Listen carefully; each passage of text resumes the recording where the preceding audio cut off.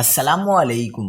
کراچی میں P T I کارکنان کے خلاف گرینڈ آپریشن، بڑا کریک ڈاؤن، درجنوں گرفتار، شہر بھر میں خوف و ہراس۔ کیا آپ حالات حاضرہ سے آگاہی حاصل کرنا چاہتے ہیں؟ خبر کے پیچھے چھپے اصل حقائق جاننا چاہتے ہیں تو ابھی سبسکرائب کیجئے جلمل پاکستان کو اور ساتھ ہی گھنٹی کے نشان پر کلک کر دیں۔ آپ کو بتاتے چلیں کہ کراچی میں 9 مئی کو پرتشدد واقعات کے حوالے سے پی ٹی آئی کارکنان کی گرفتاریوں کے خلاف کریک ڈاؤن میں تیزی آ گئی۔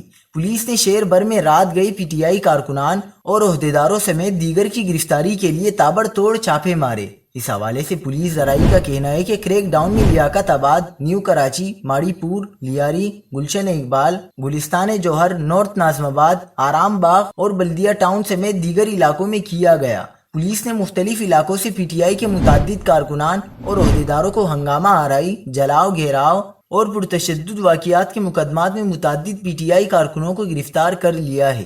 کئی پی ٹی آئی رہنما اپنے گھر چھوڑ کر خفیہ مقامات پر روپوش ہو گئے ہیں۔